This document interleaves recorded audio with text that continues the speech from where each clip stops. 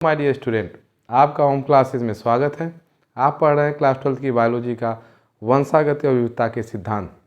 इसके पहले वीडियो में हमने आनुवांशिक विकार जेनेटिक डिसऑर्डर को बहुत अच्छे तरीके से पढ़ लिया है और जो आज का टॉपिक है वह काफ़ी इम्पॉर्टेंट है, वो है हीमोफीलिया।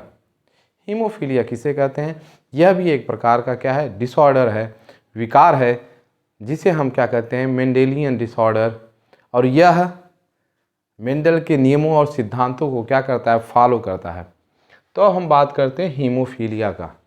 हीमो शब्द आपको भी पता है कि आरबीसी में प्रोटीन पाए जाते हैं जो ऑक्सीजन के वाहक होते हैं, उसे हम क्या कहते हैं, हीमोग्लोबिन। हीमोग्लोबिन शब्द से ही यहाँ पे हीम शब्द हुआ है, हीमो शब्द, जिसका मतलब है कि इसका संबंध किससे है, ब्लड से, खून से है। और इसको हम क्या नाम देते हैं, शाही रोग कहते हैं। अब इसको शाही रोग या रॉयल डिजीज कहते हैं, इसलिए कि उस समय यानी आज से लगभग 2 दशक पहले एक दशक पहले इंग्लैंड और रूस के जो शाही परिवार थे उनमें ये रोग पाया गया और महारानी विक्टोरिया में भी क्या थी, ये इस रोग की वाहक थी, कैरियर थी। तो इसीलिए हीमोफीलिया को शाही रोग भी कहते हैं। अब इसको एक नाम और देते हैं, ब्लीडर रोग।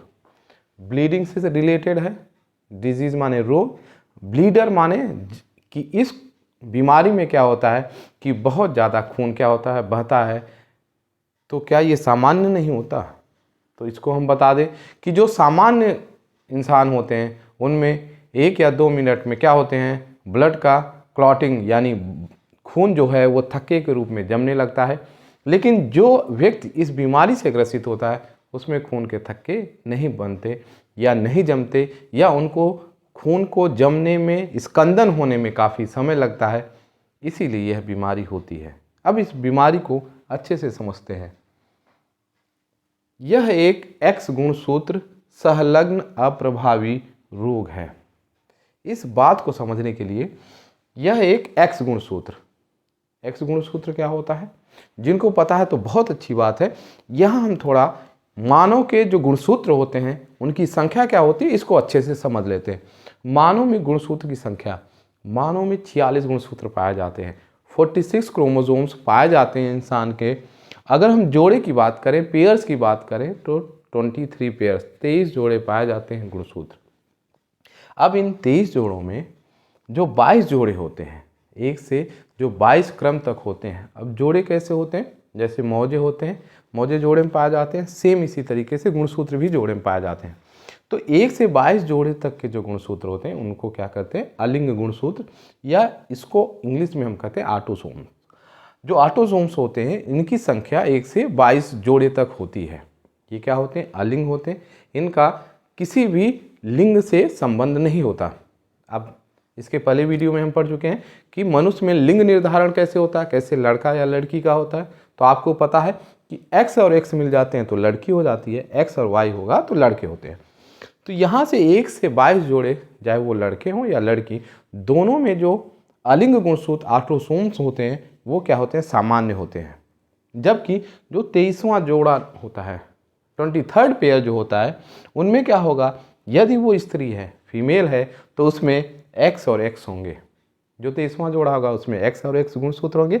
और जो पुरुष है अगर उसमें बात करते हैं तो उसमें 23वां जोड़ा एक्स और वाई होगा। तो इस तरीके से जो एक्स एक्स होंगे वो दोनों गुणसूत्र एक जैसे दिखाई देंगे, जबकि वाई गुणसूत्र क्या होता है, छोटा होता है एक्स की तुलना में।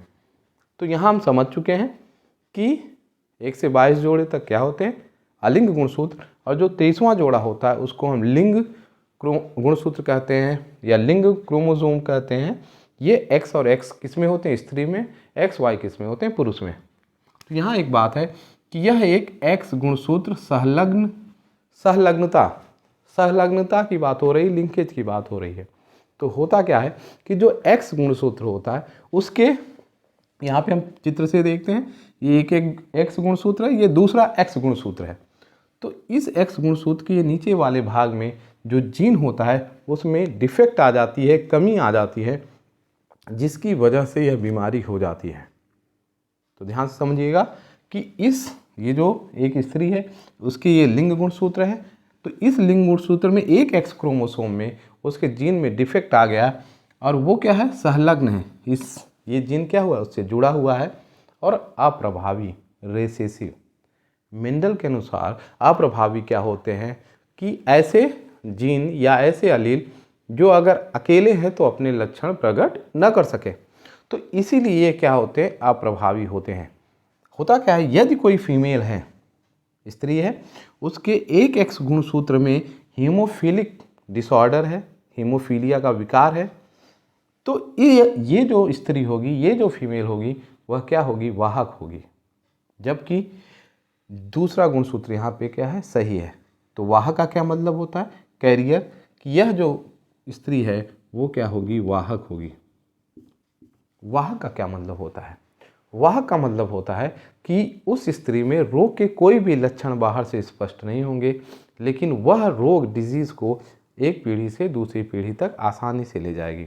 और यहाँ पे हम देखते हैं, अगर कोई पुरुष है और उसमें एक्स, ये जीन पाया किस में जाता है, एक्स गुणसूत्र में, वाई में इसके जीन नहीं पाए जाते हैं, तो एक्स पुरुष के में एक ही एक्स गुणसूत्र होगा, एक ही एक्स होगा। यदि उसमें डिफेक्ट हो गया तो यहाँ पे वो लक्षण क्या कर देगा, प्रकट कर लेगा।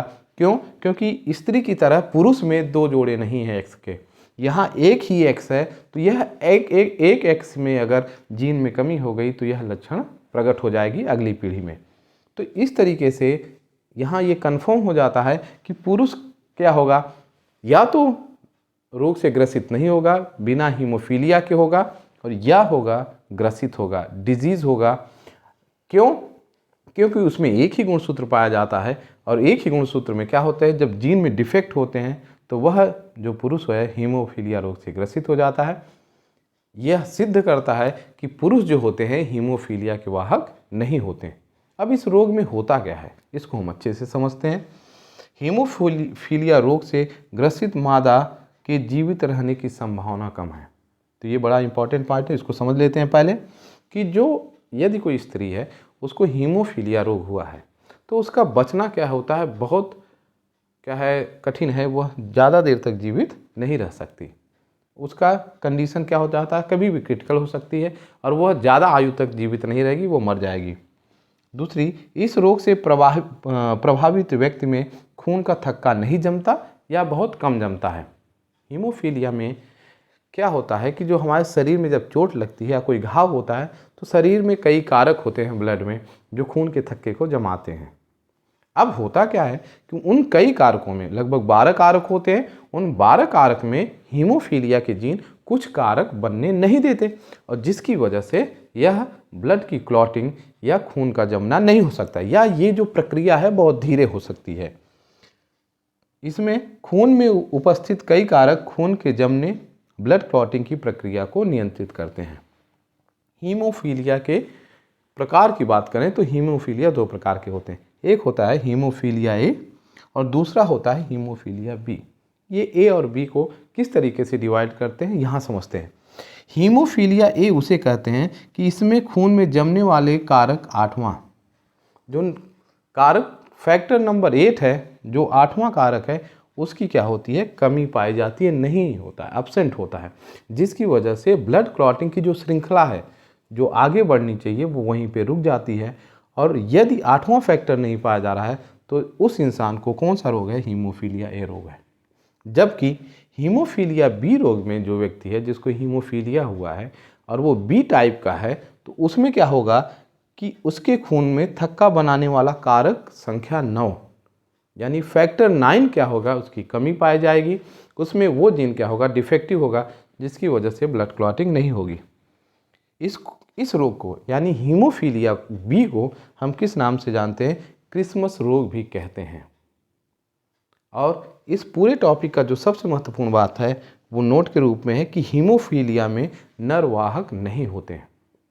अब यह रोग आगे कैसी पीढ़ियों में जाता है, कैसे एक जो है संतानों में ये बीमारी जाती है, यदि माँ वाहक है, पिता सामान्य है, या पिता क्या है हीमोफीलिक है, माँ सामान्य है, तो ये रोग कैसे जाएगा, इसको हम अगली वीडियो में देखेंगे। Thank you.